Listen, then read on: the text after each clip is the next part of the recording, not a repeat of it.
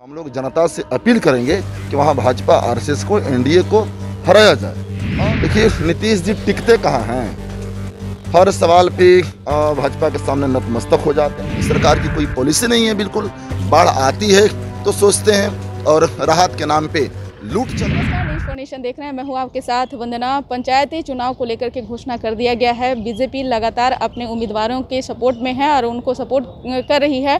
हमारे साथ हैं माले के विधायक मनोज मंजुल जी और इनसे पूछते हैं कि सर, जिस तरह से बीजेपी पंचायत चुनाव को लेकर के अपने उम्मीदवारों को सपोर्ट करने में लगी है, इससे क्या असर पड़ने वाला है आप लोगों को? देखिए, पंचायत चुनाव की तो हम लोग को लंबे समय से डिमांड है कि दलीय आधार पर पंचायत चुनाव होनी चाहिए। केंद्र राज्य सरकार की जो जन विरोधी नीतियां हैं, रोज़गार के सवाल पर जो उनका पॉलिसी है, कृषि और किसानों के सवालों पर जो पॉलिसी है, गरीबी से जुड़ी हुई योजनाओं की जो असलियत है, हालात है, ताकि इस पर गांव में ज़मीन पर बातचीत हो, बहस हो, वहां भी एक राजनीतिक विचार विमर्श हो और पंचायत भी वो राजनीतिक बहस का, राजनीतिक एजेंडा का केंद्र बने। हम लोग चाहते हैं, लंबे समय से डिमांड है हम लोगों की। वैसे पंचायत चुनाव में हम लोगों की कोशिश है, हम लोगों की प्राथमिकता है कि भाजपा विरोधी सांप्रदायिक सामंती जो ताकतें हैं उनको पंचायती चुनाव में शिकस्त दिया जाए, उनका पंचायत में राज स्थापित ना हो, नहीं तो वहाँ भी वो नफरत फैलाएंगे, वहाँ भी वो सांप्रदायिक राजनीति करेंगे। बिल्कुल हम लोगों की तैयारी ज़बरदस्त है और गांव पंचायतों में हम लोगों का संगठन है। इसलिए पंचायत चुनाव में हम लोग जनता से अपील करेंगे कि वहाँ भाजपा आरएसएस को, एनडीए को हराया जाए और वहाँ पे जो रोज़गार के सवाल पे, गरीबों के सवाल पे, महिलाओं के सवाल पे, नौजवानों के सवाल पे, दलित अल्पसंख्यकों के सवाल पे जो लोग लड़ने वाले हैं, सवाल उठाने वाले हैं, उनकी वहाँ पे जीत दर्ज हो, ताकि वो पंचायत से लेकर के यहाँ पटना से लेकर के दिल्ली तक लड़ाई जो है वो एक केंद्रित लड़ाई हो, मजबूत लड़ाई।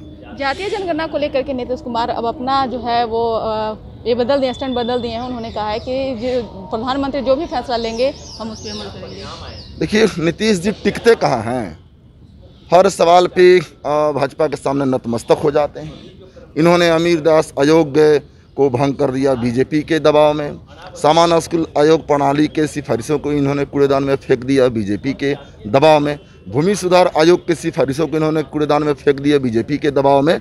जातीय जनगणना बिल्कुल होनी चाहिए। 1931 के डेटा के आधार पे ये चल रहा है रिजर्वेशन।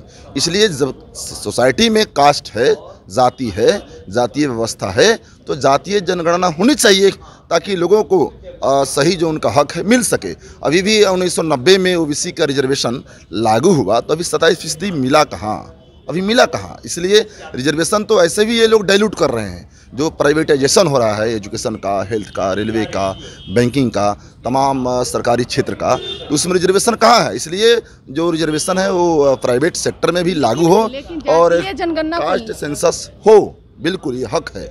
लेकिन जातीय जनगणना को लेकर के बीजेपी का कहना है कि अगर जातीय जनगणना बिहार में अगर होता है तो वो अफगानिस्तान जो है वो बन जाएगा। क्योंकि जिस तरह से मनोज मंजुल जी से मेरा क्वेश्चन है आपसे कि हरिभूषण ठाकुर बचौल ने कहा है कि अगर जाति के नाम पर आज भी अगर ये करते रहेंगे, धर्म के नाम पर, तो वो दिन दूर नहीं कि अफगानिस्तान बन जाएगा। देखिए, कास्ट सेंसस से जातिवाद नहीं है, जातिवाद दूसरा है कि जाति के आधार पे किसी को दबाया नहीं जाए, किसी के साथ अन्याय उत्पीड़न नहीं हो।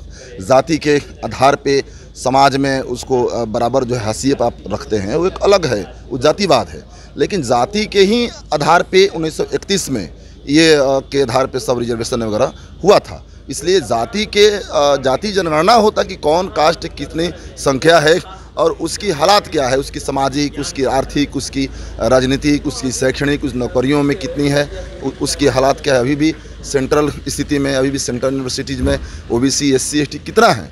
इसलिए उसके विकास के लिए, और अभी तक 74 आज़ादी के हम लोग 75वें वर्ष में प्रवेश कर गए, तो 75 साल में इस जो दलित जो हैं, अति पिछड़ा हैं, अल्पसंख्यक समुदाय के लोग हैं, उनकी क्या हालत है, उनकी जानकारी भी मिलेगी और फिर योजना बनाने में भी सहूलियत होगी। बाढ़ पीड़ितों को लेकर के लगातार जो है मुख्यमंत्री नीतीश कुमार दौरे पर हैं और उन बाढ़ पीड़ितों तक के जो है सहायता पहुंचाने का काम कर रहे हैं। क्या लगता है कि सचमुच में जो है वो? देखिए वंदना जी, बाढ़ का अस्थायी समाधान हो, इसके लिए सरकार कोई ठोस योजना, कोई ठोस पहलकदमी, सरकार की कोई पॉलिसी बाढ़ के सवाल पे सदन में स्पेशल बाढ़ सुखाड़ के सवाल पे तो एक दिन सत्र चलनी चाहिए, अभी स्पेशल बुला लेनी चाहिए अभी भी सरकार को। इसलिए बाढ़ के नाम पे गरीबों के लिए, किसानों के लिए, गांव में जान माल की क्षति होती है, तबाही लाती है, और सरकार के लिए वो एक लूटने का एक साधन, एक जरिया लाती है उनके लिए। और इसलिए हर साल बाढ़ आती है, सैकड़ों हज़ारों लोग बाढ़ में डूबते हैं, मरते हैं, और माने फसल की क्षति होती है, गांव बहते हैं, घर बहते हैं, लोगों को, अपनों को खोते हैं, और ये सरकार हर साल वही काम करती है। बाढ़ पीड़ितों को आपदा वाली राशि क्या लगता है कि सभी को मिल रहा है सरकार की? बिल्कुल नहीं। हमने तो मंगल पांडे जी प्रभारी मंत्री हैं हमारे जिले, कारा जिला के, मैं वहाँ ये गए थे 12 अगस्त को। हमने कहा कि बाढ़ ग्रस्त क्षेत्रों में जितनी गर्भवती महिलाएँ हैं उनको चिन्हित करके और उनका एक चिकित्सीय देखभाल, वो कुपोषण के शिकार नहीं हो, वहाँ जो गोद के बच्चे हैं, दूध के बच्चे हैं, उनके लिए दूध का व्यवस्था हो। हमने तो सवाल उठाया था, लेकिन सरकार की कोई पॉलिसी नहीं है। बिल्कुल बाढ़ आती है तो सोचते हैं, और राहत के नाम पे लूट चलता है, उसमें भी जो राहत जाते हैं गरीबों को नहीं मिलता, बड़े लोग जो हैं वो झटक लेते हैं, छीन लेते हैं। इसलिए बाढ़ में हर साल आखिर स्थायी समस्या का समाधान ही लोग क्यों नहीं कर रहे हैं? क्यों इंतजार करते हैं कि हर साल बाढ़ में जब हज़ारों लोग डूबने लगेंगे, मरने लगेंगे, तबाही मच जाएगी, तबाही का मंजर दिखने लगेगा, मीडिया वाले दिखाने लगेंगे, तब ये लोग जाते हैं केवल दौरा करने के लिए। इसलिए दौरा करिए ठीक है, लेकिन बाढ़ का स्थायी समाधान हो, और बाढ़ से प्रभावित इलाकों में राशन हो, दवाइयाँ हो, शिविर हो, और गर्भवती महिलाओं का विशेष ख्याल रखा जाए, गोद के बच्चों का, दूध के बच्चों का विशेष ख्याल रखा जाए। बहुत बहुत शुक्रिया सर। तो आप सुन रहे थे क्या कुछ कर रहे थे माले विधायक मनोज मंजुल। इस खबर बस इतना ही। देखते रहिए न्यूज़ 4 नेशन। नमस्कार।